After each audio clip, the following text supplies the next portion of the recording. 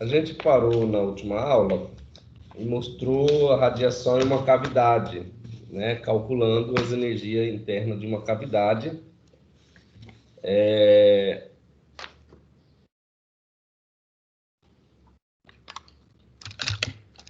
Nós calculamos a energia da radiação de uma cavidade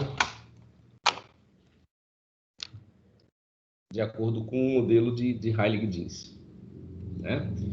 Então, eu vou só fazer uma revisão rapidamente, né, do que a gente fez o cálculo na aula passada. Né? Então, o que a gente fez na aula passada foi o estudo da radiação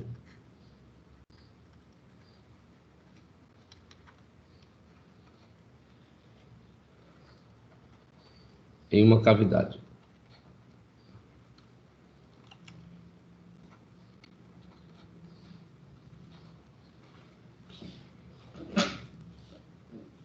E, por simplicidade, a gente considerou uma cavidade com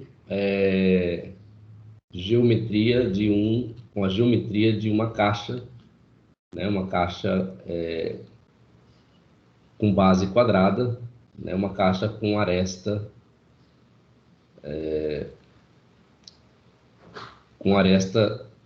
igual a um tamanho, né, da aresta igual a A.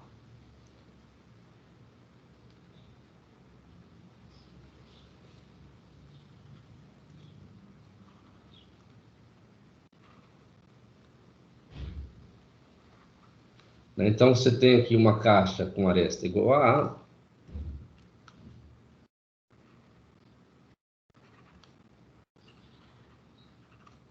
E no interior dessa caixa, né, as superfícies da caixa interna com temperatura T.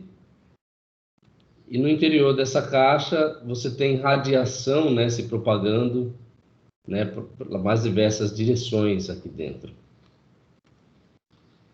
De tal forma, né, que o número de nodos, né, Nx mais Ny mais Nz, essa conta nós fizemos, né, nas aulas passadas, né, elevado ao quadrado, né, Nx ao quadrado mais Ny ao quadrado mais Nz ao quadrado, né. Essa relação a gente mostrou que era igual a 2 vezes o valor, né, da aresta aqui da caixa, dividido pela velocidade da luz, né, na verdade, velocidade da radiação aqui no interior da caixa. Como essa radiação é uma onda eletromagnética, né, então a velocidade com que ela se propaga aqui dentro é a velocidade da luz. Né? Esse termo elevado ao quadrado, né, multiplicado por Ni. Né? Então, todo esse termo aqui elevado ao quadrado.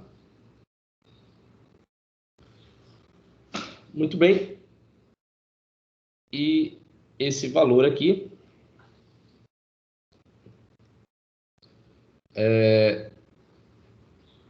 a gente mostrou que tinha uma relação que levava a uma circunferência, né? Ao raio de uma esfera, né? E a radiação, ela é proporcional ao número de nodos, né? Que tem uma casca esférica, né? Nesse volume. Né, uma casca esférica de raio R, né, e essa relação aqui é igual ao raio dessa casca esférica. Né? Então, se eu extraio raiz quadrada desse termo aqui, né, na verdade, isso aqui é R ao quadrado, tá? E se eu extraio a raiz quadrada desse termo aqui, opa,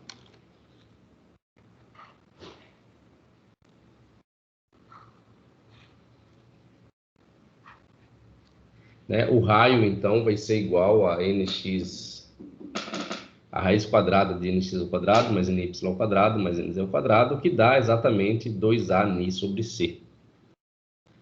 Né? Então, esse raio, como eu falei para vocês, está relacionado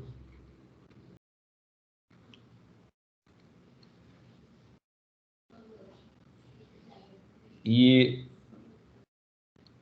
o número de frequências permitidos, né, de radiação no intervalo de Ni a Ni mais Dni vai estar relacionado com números de modos, né, permitido entre o raio R e o raio R mais dr, né, ou seja, pelo volume definido por esta casca esférica aqui. Então, nós estamos considerando o primeiro octante aqui da esfera, né, dessa casca esférica, né, e o número de frequências permitidas, né, no intervalo, né, entre Ni e Ni mais Dni, é igual ao número de pontos, né, que contém no interior dessa casca esférica aqui. Proporcional a esse número de pontos. E por que a gente quer encontrar esse número de pontos, né, o número de frequências permitidas nesse interior? Porque o que a gente quer saber é qual que é a energia da radiação interna a essa cavidade. E essa energia, ela vai ser, né, proporcional ao número de frequências, ou modos normais de vibração que contém aqui dentro. Então, se eu souber qual é o número de frequências e modos normais que contém aqui dentro, eu posso calcular a energia, né, a energia interna dessa radiação nessa caixa. Então, foi isso que a gente mostrou, né? Então, o valor do raio aqui, né, vai ser igual a raiz de nx mais nx ao quadrado mais ny ao quadrado mais nz ao quadrado, né? E isso aqui vai ser igual a 2 vezes a aresta multiplicado pela frequência, né, da radiação interna dividido pela velocidade com que ela se propaga ali dentro. Então, esse foi um valor que a gente chegou na aula passada, né?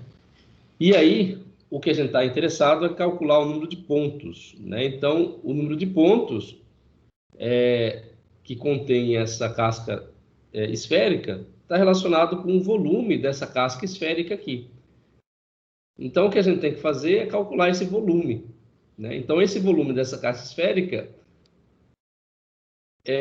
vai estar relacionado com o volume, né, de uma esfera, né? De certa forma, a gente vai poder calcular o volume da casca conhecendo-se, né, o volume de uma esfera, né? Então, o número de pontos, como eu disse,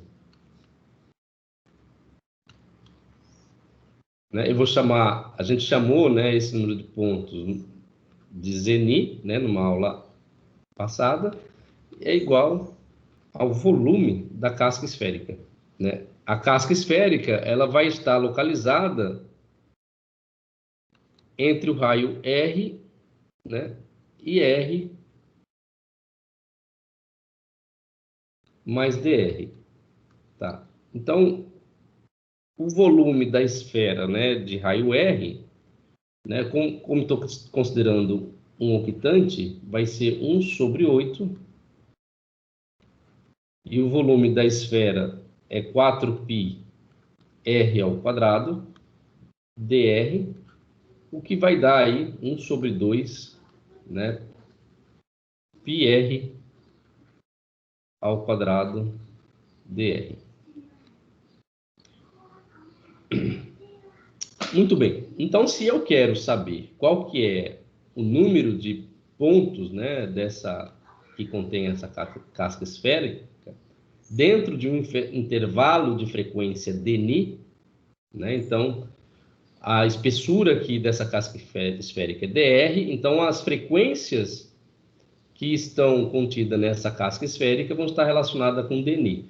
Então, esse número de frequências permitidas ali dentro desse intervalo dni, né, vai estar relacionado com esse volume, né? Então, esse volume vai ser 1 sobre 2 π, né, r ao quadrado, né, r ao quadrado, só que r ao quadrado, r é 2a ni sobre c, né, ao quadrado, então vai dar 2Ani sobre C ao quadrado, né? Então, o R aqui ao quadrado dá este termo aqui. E o dr vai dar a derivada desta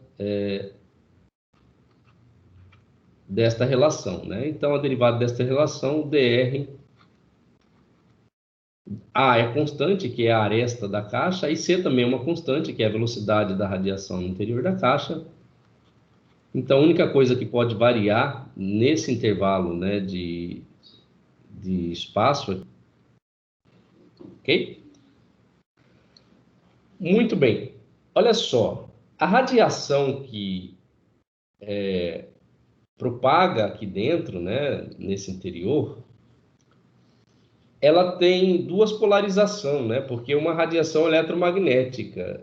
Então, você tem uma radiação que é devido a um campo elétrico,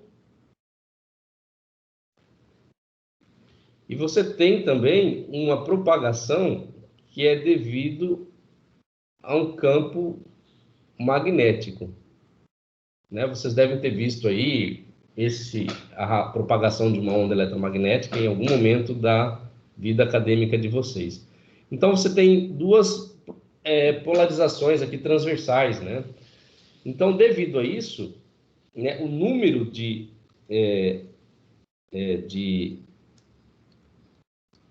modos aqui tem que ser multiplicado por 2, né?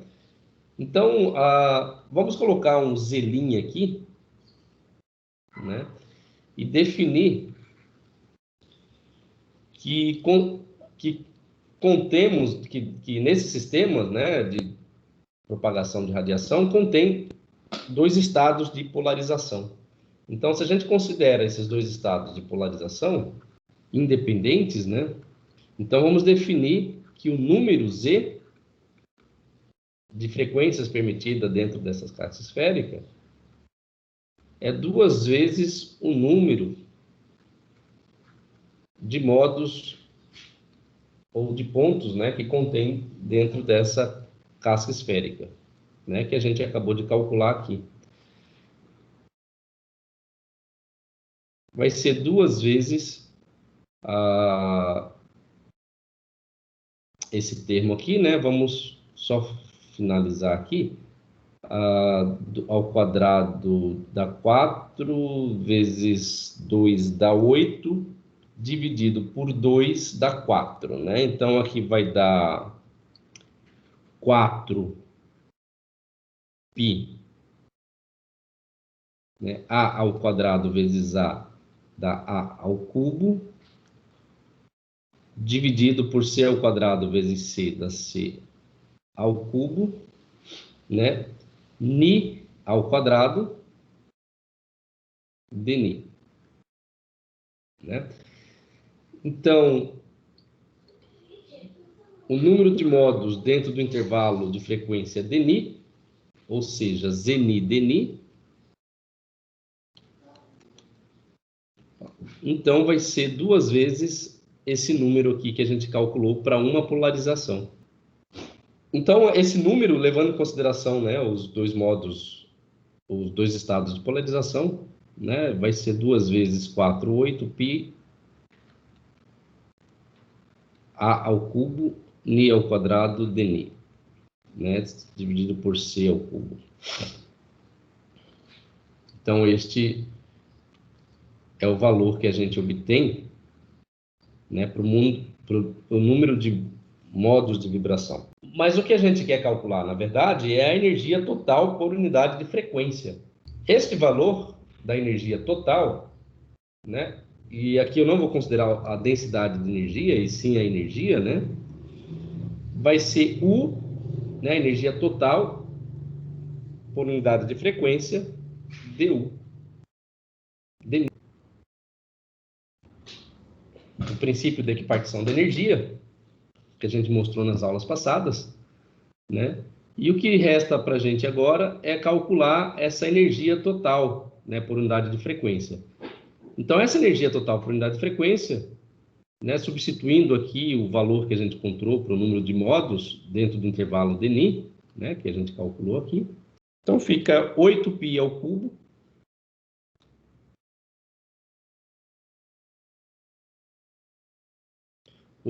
ao cubo, né, sobre C ao cubo, Ni ao quadrado, KBT, Denis. A gente pode também escrever essa energia em termos da densidade de energia. O que é uma densidade de energia? Né? Então, a densidade de energia dentro desse intervalo de frequência será a energia total, né, dentro desse intervalo de frequência Denis, dividido pelo volume da cavidade. E o que é o volume da cavidade? Minha cavidade é uma caixa quadrada, né, com base quadrada. E essa caixa ela tem aresta A, então o volume vai ser A ao cubo, né? Exatamente esse A ao cubo que aparece aqui. Então, se eu divido toda essa equação por A, né, eu vou ter aqui uma densidade de energia dentro desse intervalo de frequência, que vai ser 8π sobre C ao cubo. É a densidade de energia, desculpa, é a densidade de energia dentro do intervalo de frequência, né, que contém a cavidade. Bom, a gente pode também escrever que essa densidade de energia total por unidade de frequência é igual a 8π C ao cubo, né, Ni ao quadrado de KBT. Então, aqui a gente consegue calcular a densidade de energia total devido à radiação que é emitida por essa cavidade. Bom, se a gente comparar com a lei de deslocamento de Wien, a lei de deslocamento de Wien diz que a densidade de energia dentro de um intervalo de frequência, né, é igual a frequência ao cubo vezes a função, né, da razão Ni sobre T, né, onde Ni é a frequência, T é a temperatura. Então, se a gente compara, né, essas duas relações, comparando essa relação com esta, o que a gente vai obter é que esta função de distribuição dentro do intervalo, função de distribuição, né, da razão frequência temperatura, vai ser igual a 8π C ao cubo, né? Então, igualando esse termo com esse termo aqui, Ni ao quadrado corta com Ni ao cubo, né, com um cubo aqui, e a função de distribuição poderá ser escrita dessa forma aqui. 8π sobre C ao cubo, vai sobrar um Ni aqui, né, no denominador. KBT, então eu vou deixar a constante de Boltzmann aqui no...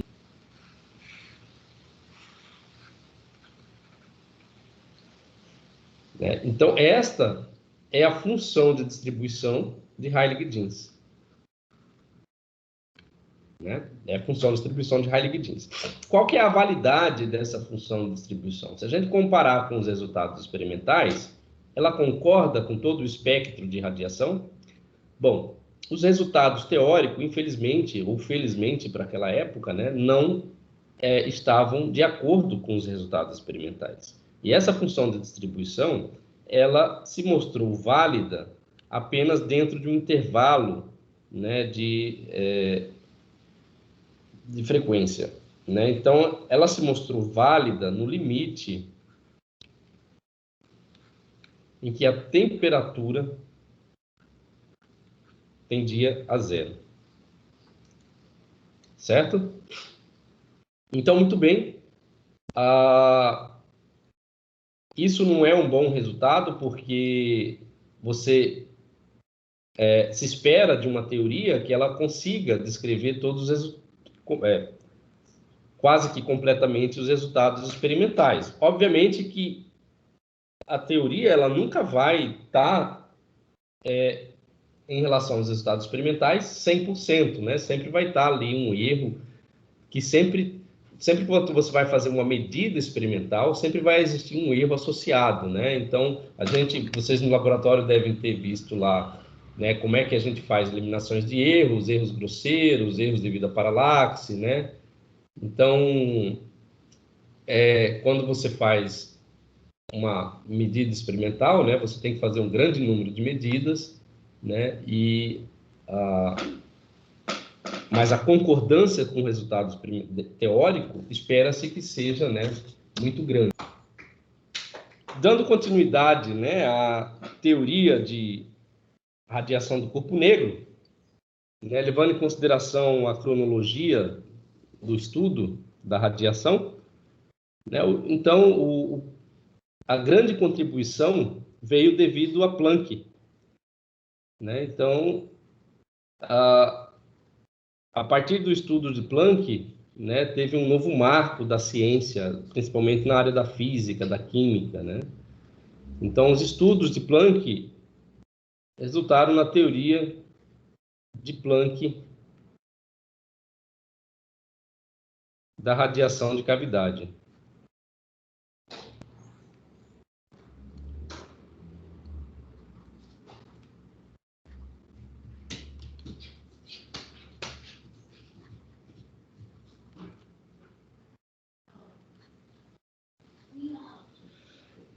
Muito bem. Até então, o que nós tínhamos, né? Isso foi em 1900, o estudo de Planck, né? Então, em 1900, lei da radiação de Planck.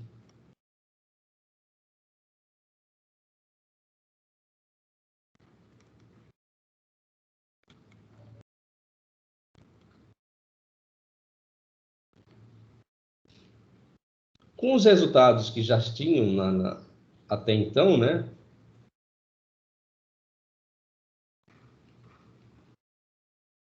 Opa. Aqui frequência, aqui a densidade de energia, né? Dentro do intervalo de frequência. E o espectro de radiação que era observado experimentalmente, deixa eu arrumar essa caixa aqui que ela está horrível.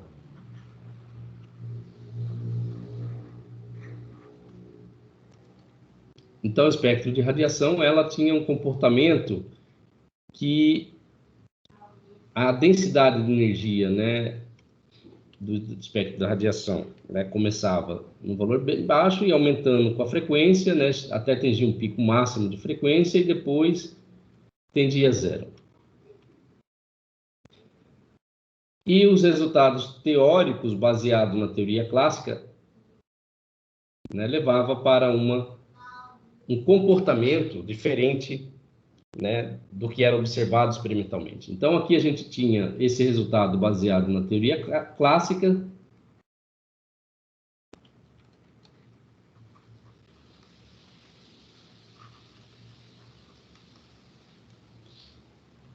né, e esse comportamento aqui que era observado experimentalmente. Então, isso aqui eram resultados experimentais, né?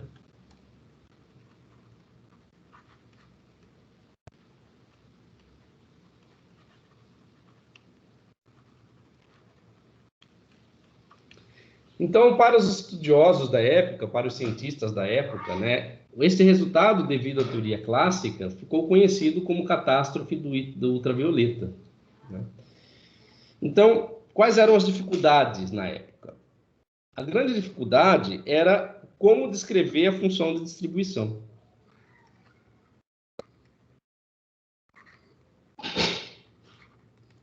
Então, a dificuldade era a forma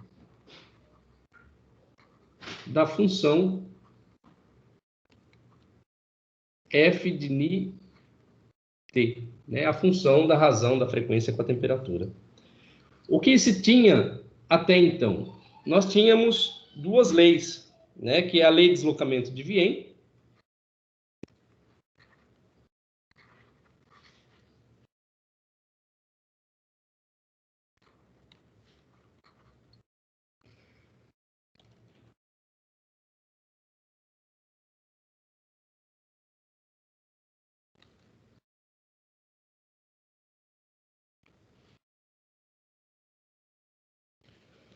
né? E a lei de deslocamento de Wien, né? Ela era descrita em termos da densidade de energia. A gente fez esse cálculo, né? Que era igual Ni ao cubo multiplicado pela função da frequência com a temperatura, né? Sendo a função de distribuição, né, descrita em termos de C da exponencial de menos beta Ni sobre a temperatura. Qual que era o problema desse dado encontrado, né, pela lei de deslocamento de Wien? É que a sua validade ela estava limitada a um intervalo de razão, né, da frequência pela temperatura para valores dessa razão muito maior que 1. Então ela era válida para esta razão Ni sobre T muito maior do que 1.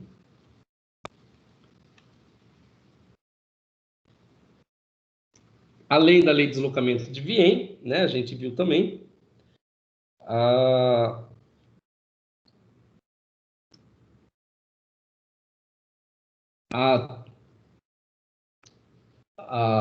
Heilig-Jeans, né? Nós vimos com a radiação da cavidade proposto por Heilig-Jeans, né? Teoria de Heilig-Jeans, né, para a radiação de cavidade, né? Então, definida como lei de Heilig-Jeans.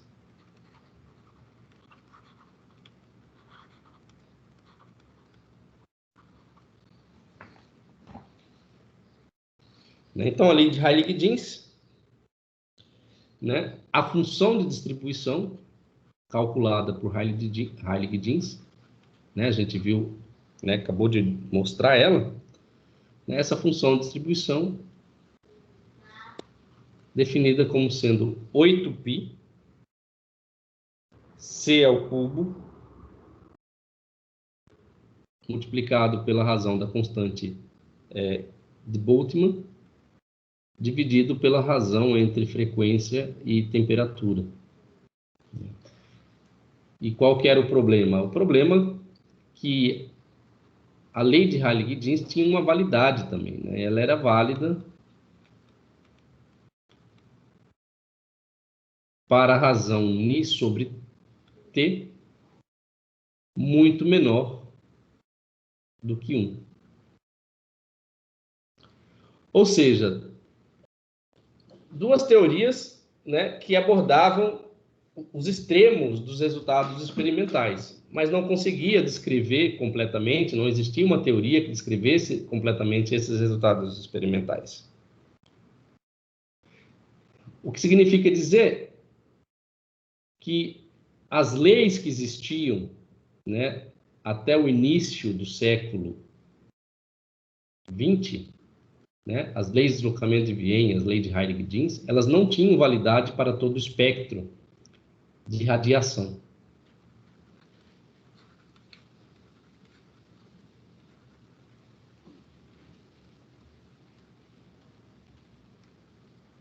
Não tem validade, né?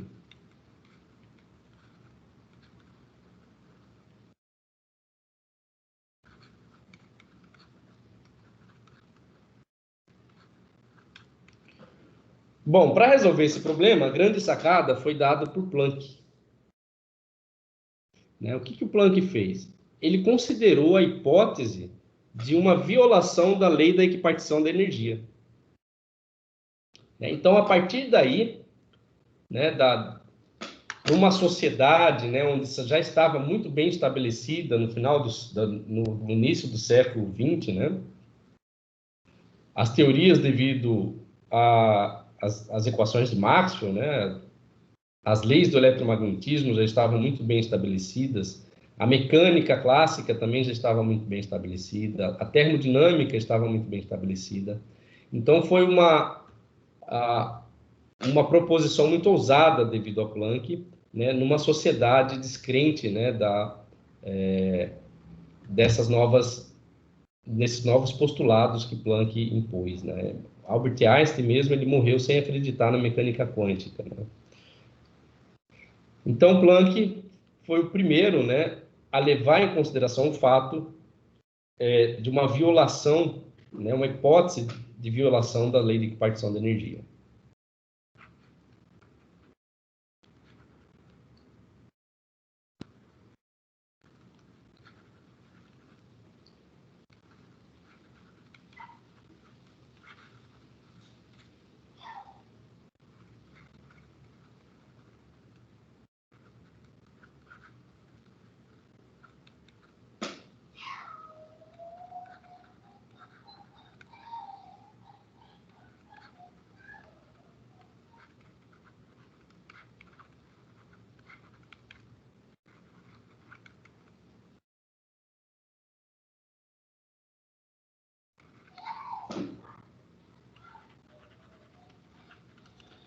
Então, muito bem. O que nós tínhamos, então, de acordo com os resultados teóricos? Só para entender o que o Planck fez, né? Só um instante, pessoal, que tem um cantor aqui que tá meio desafinado.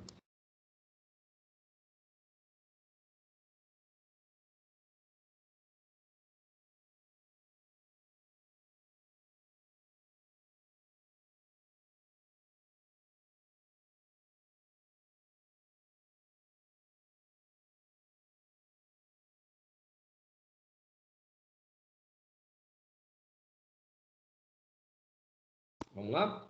Então, o que nós tínhamos até então, né? Primeiro, de acordo com os resultados teóricos, né?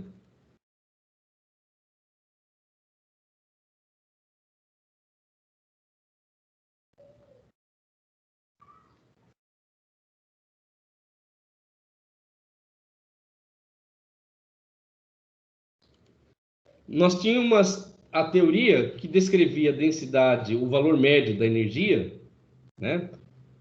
Que era proporcional a kBt,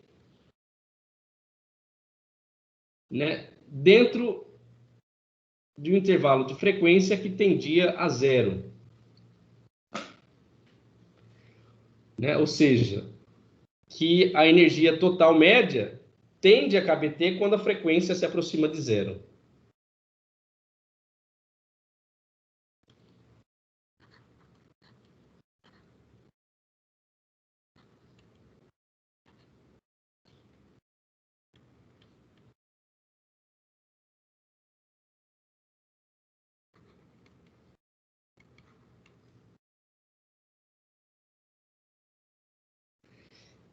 Bom, e também tínhamos uma discrepância para altas frequências, né?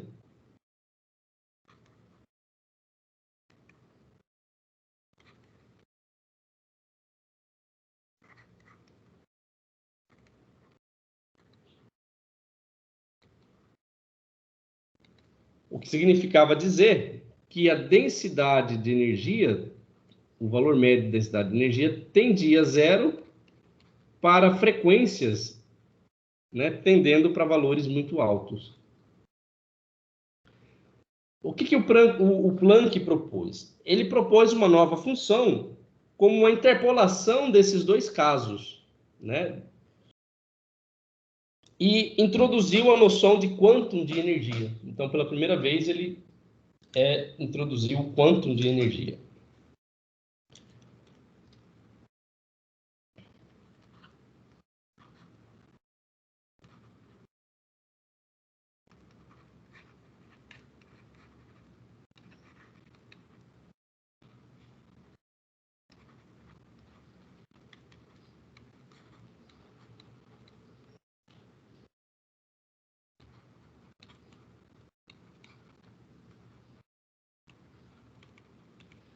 Bom, de que forma?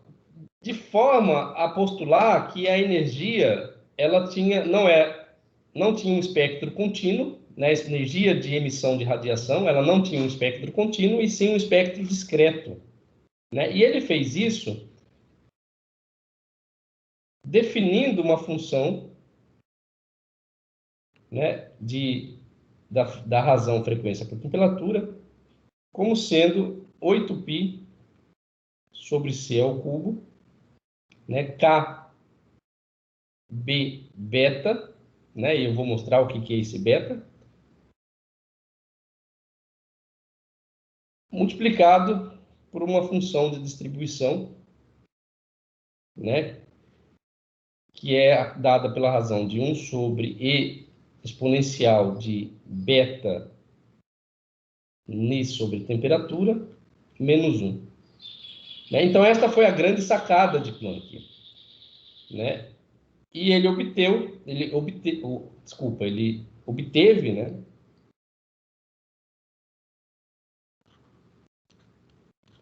Obtendo como resultado uma função de distribuição Ni sobre T igual a 8π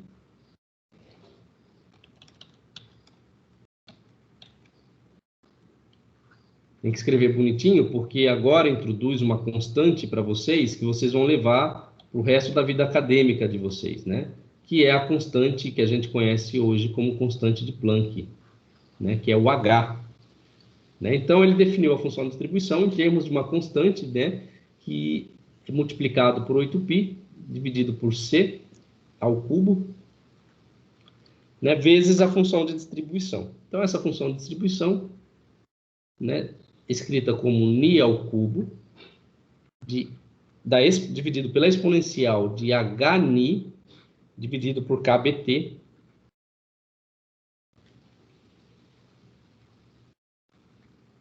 menos 1. Né? Então, ele definiu aqui o K beta como sendo uma constante, né? Ele calculou essa constante, e essa constante, né, ficou conhecida como a constante de Planck.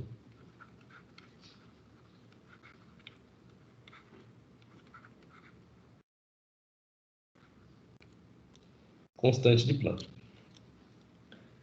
Bom, mais para frente a gente fala sobre o valor dessa constante de Planck, né? E o que essa constante representou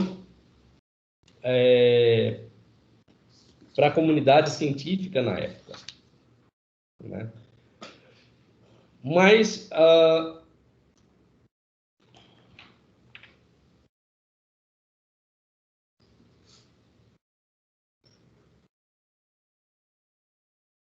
ele introduziu a notação de quanto de energia, definiu uma função de distribuição, agora falta calcular a densidade de energia total da radiação do corpo negro, né? Levando em consideração essa nova notação que foi introduzida por Planck. Então, o cálculo, né, da densidade de energia total, né, então, ele é feito em termos da integral da densidade de energia dentro de um intervalo de frequência. Então, essa densidade de energia, a gente vai fazer a seguinte conta.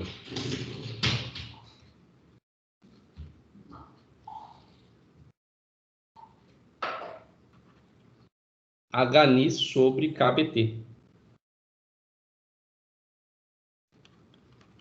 De tal forma que, se eu derivo, né, eu vou ter aqui, H é uma constante, KBT também é uma constante, né? Então, fica H sobre KBT dni. Escrevendo para dni essa razão, então eu vou ter KBT sobre H dx. Substituindo, né, onde tiver Ni, substituo por esse valor aqui, né? Então, Ni escrito em termos de x vai ser KBT sobre Hx. Então, onde tiver Ni aqui, eu vou substituir pelo seu valor, né? Descrito em termos da variável x. E onde tiver dni, eu vou substituir em termos da variável dx. Substituindo e realizando esta integral, realizando as substituições aqui, eu vou ter que energia total, né? Esse termo aqui ele é constante, pode sair para fora, né? Multiplicando por esses termos que vão aparecer aqui devido ao dx e devido a ni, né? Depois de uma manipulação simples algébrica aí, eu vou ter B 8π. Opa. 8π, constante de Boltzmann elevado à quarta potência, dividido pela velocidade da luz elevado à terceira potência, multiplicado pela constante h elevado à terceira potência. Essa constante, né, como eu disse, é a constante de Planck, vezes a integral, né, de 0 até infinito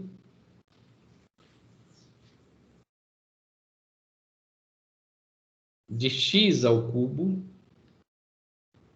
dx, né? Quando eu substituo ni pela variável x, né, vai aparecer a temperatura ao cubo aqui. E quando eu substituo o dni, né, pela variável dx, vai ter um t também. Então, t ao cubo com t vai dar t à quarta potência.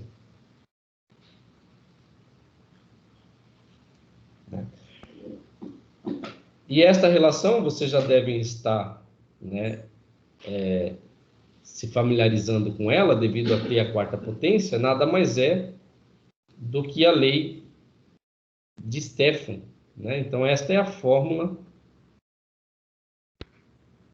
de Stefan para a radiação.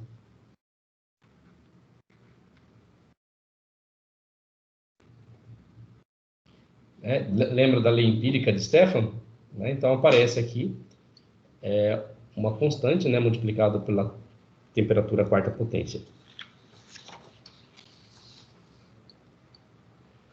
Olha só, para obter esse resultado, o Planck ele introduziu alguns postulados, né? E esses postulados, ele não só era novo, né, para a época, como discordava, né, de toda a física clássica que se tinha conhecimento na época. Então, eu vou pegar esses postulados aqui, né, de acordo com o que o próprio Planck, né, postulou. Se a energia for considerada como uma grandeza que pode ser ilimitadamente divisível, então a distribuição pode ser feita de um número infinito de modos, né? Ou seja, se você divide energia por uma quantidade infinita, né, como os números elas podem ser divididos por uma quantidade infinita. Isso significa que a distribuição ela pode ser feita também de uma forma infinita de modos.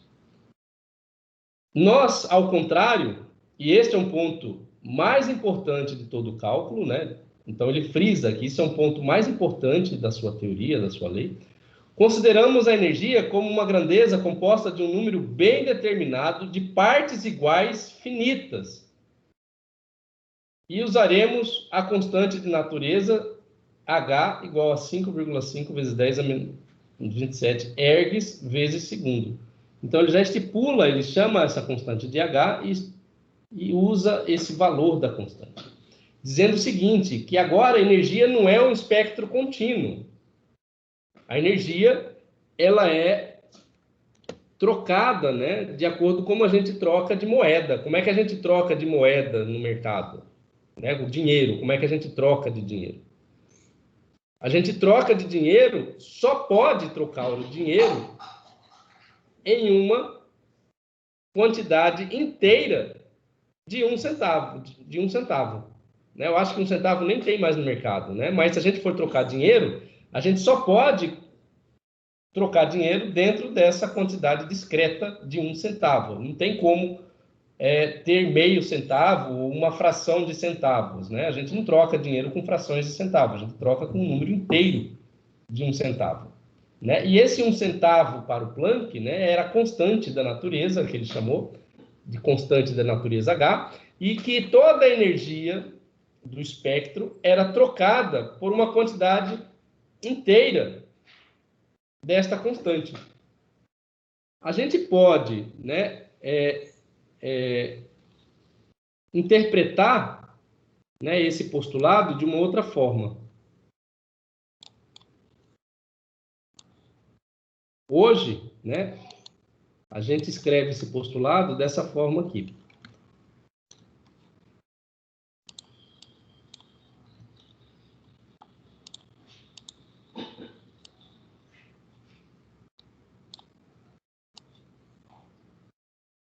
Qualquer entidade física cuja única coordenada efetua oscilações harmônicas simples, né, ou seja, a oscilação harmônica ela é descrita em termos de funções senoidais, né, senos e cossenos. Somente pode ter energia total E que satisfaça a uma relação a energia igual a NH-Ni. N é o número natural, o número inteiro, H a constante da natureza definida pelo Planck e Ni a frequência. Né? Então, é a frequência de oscilação e H é a constante 6,63 vezes 10 a menos 27 erg segundo, né? Unidade de energia.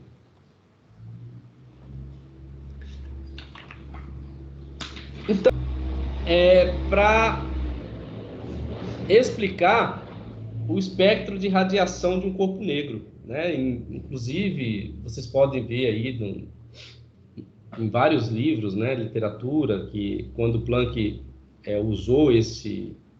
formulou esse postulado, né, ele tratou esse postulado como um ato de desespero para que ele pudesse explicar, né, ou contornar o problema da catástrofe do ultravioleta. Né? Bom, vamos aplicar agora, né, esse postulado de Planck, né, para o caso de uma radiação eletromagnética, de ondas eletromagnéticas. Né?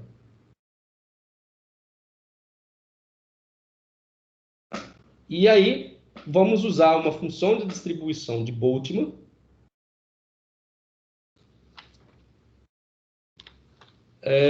para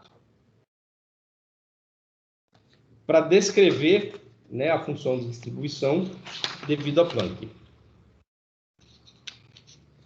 Só um pouquinho, pessoal. As minhas notas de aulas estão com um pequeno erro. Então, agora nós vamos aplicar, né, o postulado de Planck, né, para calcular o valor médio de energia. Né? Então, vamos começar partindo da função de distribuição de Boltzmann. Tá?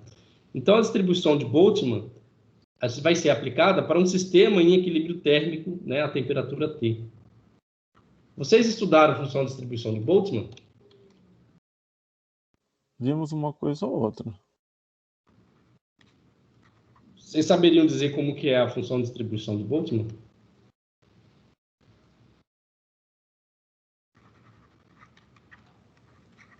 É exponencial de menos a energia sobre K beta T. Uhum. Acho que, se não me engano, tem para normalização. A ação é uma soma das exponenciais de menos e sobre K beta T. Né? Então, a distribuição de Boltzmann em um sistema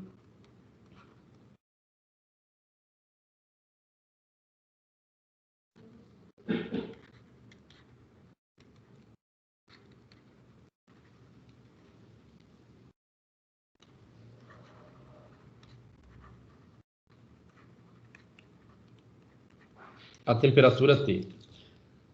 Bom, essa função de distribuição, né, vou chamar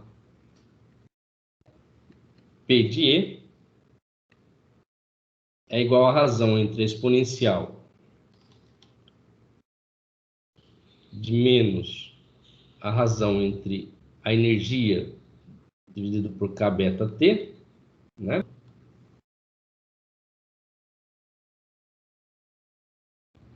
K beta T. Bom, partindo, né, dessa função de distribuição, a gente pode calcular a energia média para cada modo normal de oscilação da radiação dentro da cavidade. Então, essa energia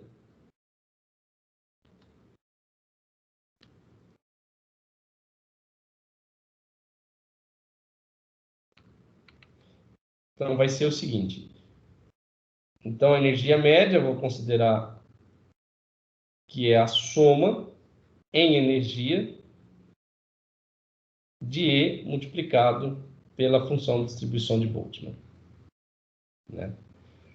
Agora, qual que é o valor de E? Para Planck, E é igual a NHNI.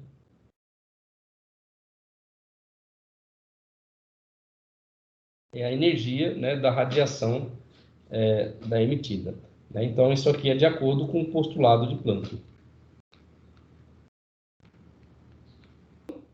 A gente tem o valor da energia, vamos calcular qual que é a energia média, né, da radiação de um corpo negro, usando a distribuição de Boltzmann, que é a exponencial de menos NHNI dividido por KBT, e tudo isso sobre a soma em N de E elevado a menos NHNI dividido por KBT.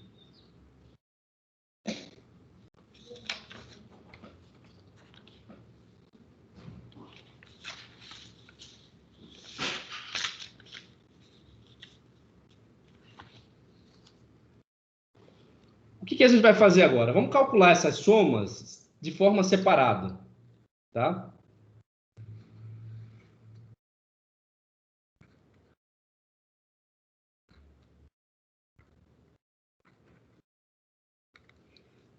A primeira soma, né, vamos considerar aqui a soma de NHNI de E elevado a NHNI. Vamos observar o seguinte. Vamos fazer, por simplicidade, beta igual a 1 sobre KBT.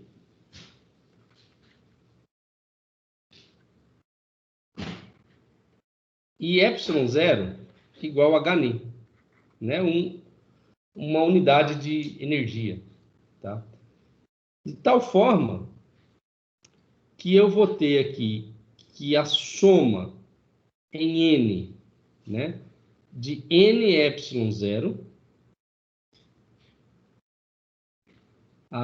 da exponencial de menos Nε0 beta. Esta somatório, note o seguinte, ó, que Nε0 e elevado a menos Ne0 nada mais é do que uma derivada, né, desta função com sinal trocado. Ou seja, eu posso escrever isso aqui como sendo menos a derivada em relação a beta, tá, da soma em N de E elevado a menos N beta, menos N beta ε0, tá? Eu posso escrever dessa forma, né? Porque quando eu faço a derivada da exponencial aqui, sempre eu vou ter um menos N, né? Eu vou ter um menos N beta aqui, cai, e menos N ε0 cai e acaba sendo mesmo. Agora vamos calcular essa parcela aqui, ó.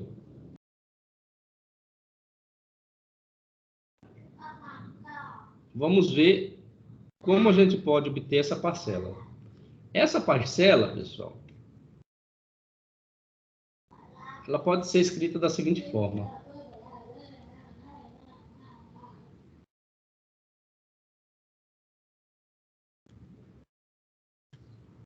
A soma em N de E elevado a menos N beta ε0, isso aqui é igual, né, N variando, né, de 0 até infinito, né? Isso aqui vai ser igual a 1, né, quando N for igual a 0,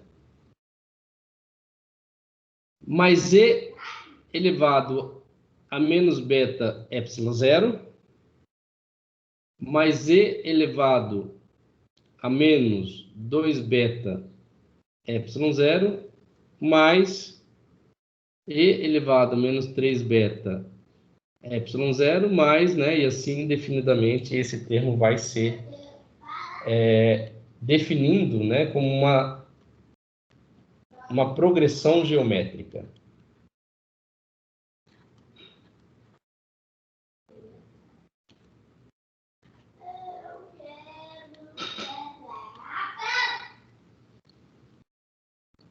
Né? Essa progressão geométrica ela tem razão que, né, que é igual aí a e elevado a menos beta epsilon zero menor que 1. Ok? Então, essa soma ela pode ser escrita da seguinte forma.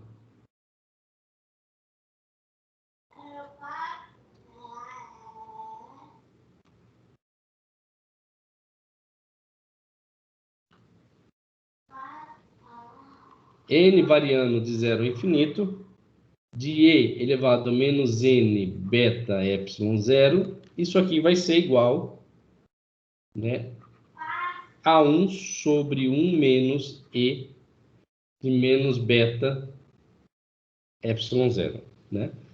Que eu posso escrever também multiplicando e dividindo aí por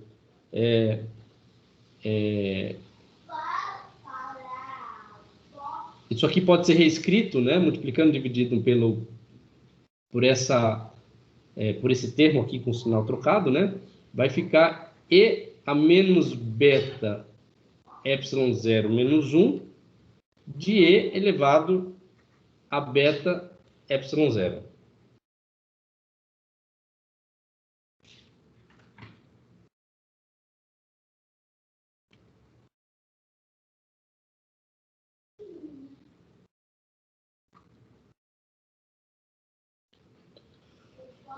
Então, essa é a soma do numerador.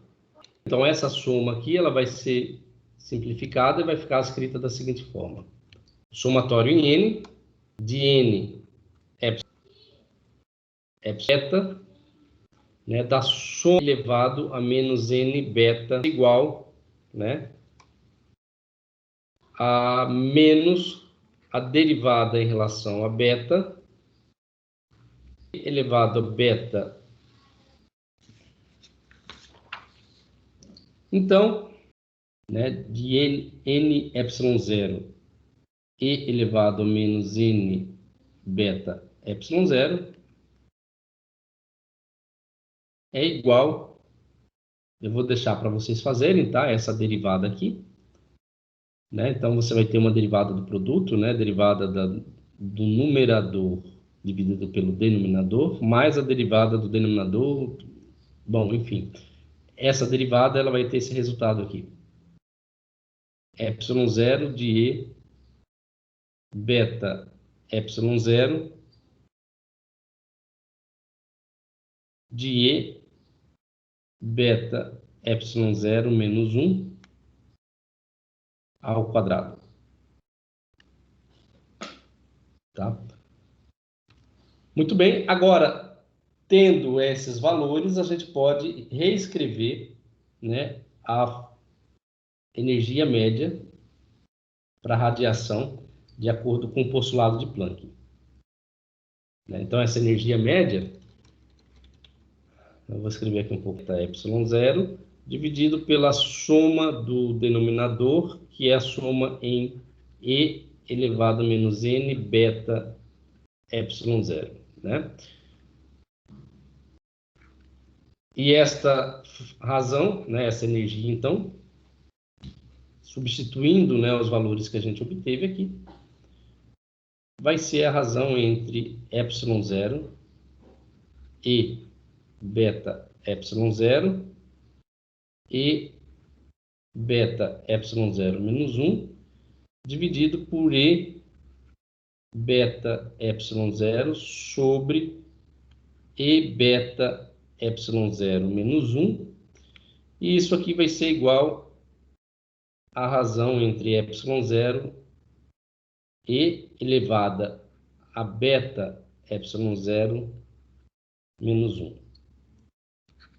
Isso aqui vai resultar em uma energia média que é igual a Hν, né, uma unidade de frequência, de E elevado a Hν sobre kBt menos 1.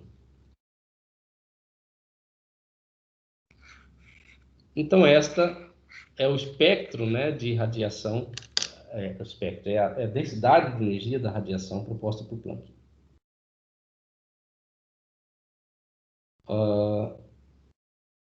A gente pode reescrever essa equação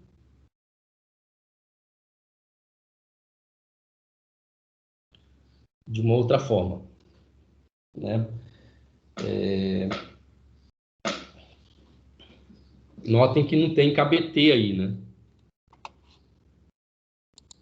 Mas se a gente quiser uma equação bem próxima, né, do que a gente obteve usando a função de equipartição de energia, né, então essa energia média, né, ela pode ser escrita se eu multiplicar kBt dividido por E elevado a Hν dividido por kBt menos 1, e esse termo aqui, né, multiplicado por kBt. Então, eu divido e multiplico por kBt, né, de forma que eu tenho aqui a, a energia média, né, de acordo com o postulado de Planck, né, obtida a partir do postulado de Planck. Só que essa energia, ela difere da lei clássica de equipartição, né? E eu vou deixar aí para vocês calcularem o fator, né, que difere dessa energia de acordo com a teoria clássica. Então, esta energia é a energia obtida seguindo o postulado de Planck, que introduz, né, a constante H, e o fato de que a energia ela é discreta, né, e difere da lei clássica, que considera que a energia é um espectro contínuo. Então, por um fator gama, e esse fator gama é Hν, né, kBt, de E elevado a Hν sobre kBt menos 1. Ok? Então, significa gama, né, multiplicado pelo valor clássico da energia, né,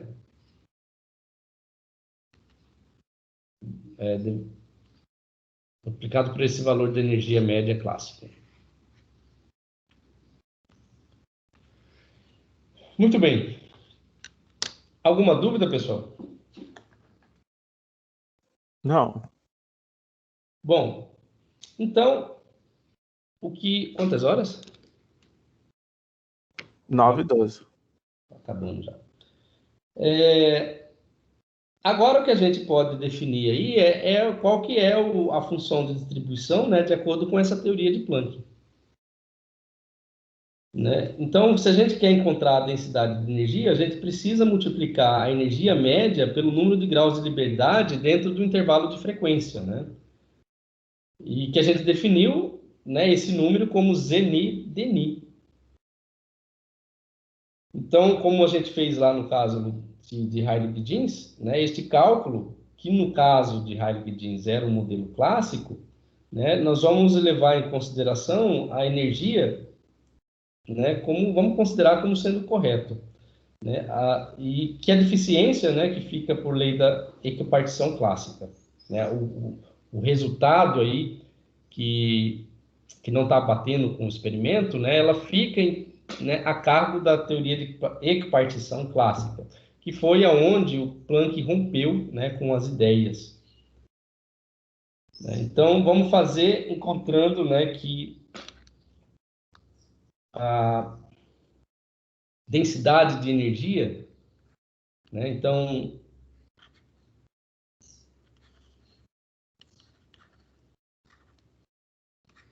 densidade de energia, ela vai ficar dentro de um intervalo de frequência, né? Vai ser o valor médio da energia multiplicado pelo número, né, de módulos dentro dessa frequência, né, dNi.